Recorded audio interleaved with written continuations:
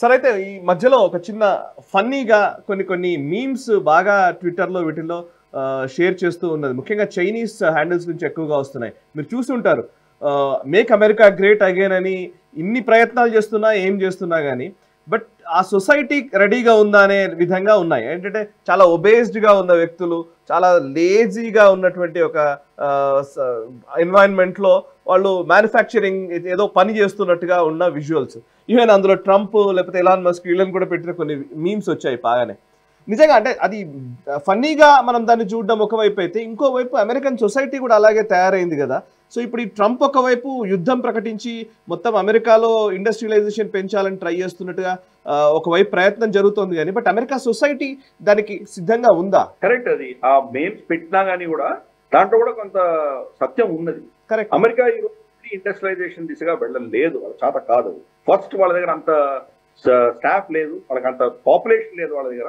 రెండు, అటువంటి చిన్న చిన్న టెక్నాలజీస్, చిన్న చిన్న ఆస్పెక్ట్స్ ని వాళ్ళు చేయడానికి వాళ్ళ దగ్గర అంత ఆ టెక్నాలజీ లేదు వాళ్ళ దగ్గర. అటువంటి మ్యానుఫ్యాక్చరింగ్ ఎకో సిస్టమే లేదు. ఏదైనా మ్యానుఫ్యాక్చర్ చేయాలంటే మనకు పార్ట్స్, అసెంబ్లీస్, సబ్ అసెంబ్లీస్, మొత్తం దానికి ఎకో సిస్టమ్ ఉంటుంది. ఆ ఎకో సిస్టమ్ లేకుండా వాళ్ళు పనిచేయలేరు. వాళ్ళ మేజర్ కాంపనెంట్స్ కూడా F-16లు, F-35లు, వాళ్ళ దగ్గర ఉన్నటువంటి మేజర్ ప్రొడక్షన్స్ ఏవైతే ఉన్నాయో అవి కూడా గ్లోబల్ సప్లై చైన్ ఆధారంగా వాళ్ళు తయారు చేయగలుగుతున్నారు. కాబట్టి ఇటువంటి మిగతా గార్మెంట్స్ కానీ, ఫార్మస్యూటికల్స్ కానీ, ఇటువంటివి ఇతరత్ర కెమికల్స్, వీటిల్లో వాళ్ళు మళ్ళీ ఇండస్ట్రియలైజ్ చేయడం అనేది ఆల్మోస్ట్ ఇంపాసిబుల్. ఇప్పుడు మొదలు పెడితే ఒక 40 ఏళ్లలో చేయొచ్చు, అది ఏ పని కాదు. సివిలైజేషన్స్ అన్ని మనకు సమాజాలు, దేశాలు ఎలా ఉంటాయంటే ఎకనామిక్ ప్రోగ్రెస్ ఉన్నప్పుడు అగ్రికల్చర్ నుంచి ఇండస్ట్రియలైజేషన్ వెళ్తారు, ఇండస్ట్రియలైజేషన్ నుంచి సర్వీసెస్ సెక్టర్కి వెళ్తారు. ఇప్పుడు అమెరికా సర్వీసెస్ సెక్టర్ లో ఉంది. సర్వీసెస్ సెక్టర్ లో వాళ్ళు మించిన వాడు ఎవరు లేరు. కానీ మళ్ళీ కిందికి వెళ్తాం అనుకోవడం చాలా మూర్ఖత్వం. కాబట్టి డొనాల్డ్ ట్రంప్ చేసేది అది అయ్యే పని కాదు. కొన్ని ఇండస్ట్రీస్ ఏమైనా పెట్టుకోవచ్చు కానీ అది కమర్షియలీ వైబుల్ కాదు. మీకున్నటువంటి కాస్ట్ బేస్, మీకు అక్కడ ఇవ్వాల్సిన జీతాలు, సోషల్ సెక్యూరిటీలు, ఆ ఖర్చుతోటి మీరు తయారు చేసే వస్తువులు ఎక్కడ కూడా కాంపిటీషన్ లో తట్టుకోలేదు. మీరు ఊరికే ట్యాక్సులు పెంచుకుంటూ, కస్టమ్స్ డ్యూటీలు పెంచుకుంటూ వెళ్తే కనుక అది సస్టైనబుల్ మోడల్ కానే కాదు. ఎక్కడో అక్కడ మీరు ఎక్కడ తక్కువ కాస్ట్ ఉందో అక్కడి నుంచి వస్తాయి. కాబట్టి మనకు కూడా గతంలో చూసేవాళ్ళం కదా, ఈ ప్రభుత్వాలు, భారత ప్రభుత్వాలు అన్ని కూడాను కస్టమ్స్ డ్యూటీ విపరీతంగా పెట్టేవి. మనం ఏదైనా ఇంపోర్ట్ చేసుకోవాలంటే కనుక దానికి 200%, 300% ట్యాక్సులు ఉండేవి.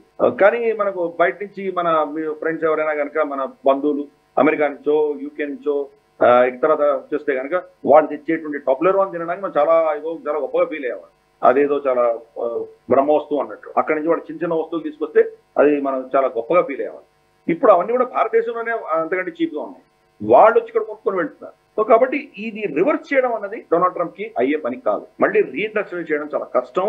ఆ మేమ్స్ లో మనం చూస్తే కనుక వాళ్ళు వాడుతున్నట్టు ఒక లావు ఉన్నటువంటి వ్యక్తి ఒక మెషిన్ లో, సూయింగ్ మెషిన్ లో బట్టలు కుడుతుంటాడు. ఆ సూయింగ్ మెషిన్ కూడా ఎంతో పాతది. అంటే కనీసం అంటే 70-80 దశకంలో వాడినటువంటి టెక్నాలజీని ఆ మేమ్లో చూపించారు. అంటే ఈరోజు అమెరికా రావాలంటే కనుక ఇప్పుడు చైనాలో కానీ, ఇటువంటి వియట్నాంలో కానీ అక్కడ ఉన్నటువంటి సోఫిస్టికేటెడ్, కంప్లీట్ గా ఆర్టిఫిషియల్ ఇంటెలిజెన్స్ తోటి రన్ అయ్యేటువంటివి మషిన్స్ ఏవైతే ఉన్నాయో సీమ్లెస్ గా పెడుతుంటాయి. వ్యక్తి ఇన్వాల్వ్మెంట్ లేకుండానే ఒకసారి ఫీడ్ చేశారంటే మీకు ఫినిష్ ప్రోడక్ట్ బయటకు వస్తుంది. ప్లస్ 3D ప్రింటింగ్ చేస్తున్నారు. జపాన్ లో 3D ప్రింటింగ్ తోటి ఒక రైల్వే స్టేషన్ వాళ్ళు తయారు చేశారు 3 గంటల్లో. సో ఇటువంటి టెక్నాలజీస్ ఆ ప్రపంచం అంతా వాళ్ళు వెళ్ళినప్పుడు సడన్ గా దాన్ని అంతా అమెరికాలో తీసుకురావాలంటే అది అయ్యే పని కాదు. కాబట్టి చూద్దాం మరి ఇది ఫైనల్ గా ఎటు దారి తీసుకుందో చూద్దాం. బట్ అమెరికాలో ఈ టెక్నాలజీ ప్రపంచం నుంచి దూరంగా ఉన్నటువంటి సిగ్నిఫికెంట్ పాపులేషన్ ఉంది. ఐటీ రంగం కావచ్చు, బ్యాంకింగ్ కావచ్చు, new age technology, new age industries కి దూరంగా ఉన్నటువంటి వాళ్ళ సంఖ్య చాలా ఉన్నది. వాళ్లకు భవిష్యత్ ఎలా అన్నది పెద్ద ప్రశ్న. వాళ్ళు చదువుకోరు, ఏదో 10th క్లాసో, ఇంటర్మీడియట్, డిగ్రీ కూడా చేయరు చాలా మంది. మధ్యలో ఏదో ఫిట్టరో ఏదో తీసుకుని వెళ్ళిపోయి అక్కడ పనిచేస్తారు. వాళ్ళ లైఫ్ స్టైల్ చాలా సింపుల్ గా ఉండేది. ఏదో ఫోర్డ్లోనో లేదా క్రైస్లర్లోనో పనిచేసేవాళ్ళు, 6-7 గంటలు పనిచేసేవాళ్ళు, సాయంత్రం కానీ బార్లో కూర్చొని బియర్ తాగి పడుకునేవాళ్ళు. సింపుల్ లైఫ్ స్టైల్ ఉండేది. ఇప్పుడు అవన్నీ పోయినాయి. వాళ్ళ ఉద్యోగాలు తీసేస్తున్నారు. కాబట్టి వాళ్ళ స్కిల్ సెట్స్ లేవు. ఆ స్కిల్ సెట్స్ లేని సమాజాన్ని మరి మ్యానుఫ్యాక్చరింగ్ ఎలా తీసుకురాగలదు? పెద్ద ఛాలెంజ్ అమెరికాలో, అమెరికన్ సమాజంలో పెద్ద ఛాలెంజ్ ఉంది. కాబట్టి చైనా మీమ్స్ ఏదైతే పెట్టారో దాంట్లో సత్యం కూడా ఉన్నది, అది కూడా యాక్సెప్ట్ చేయాలి.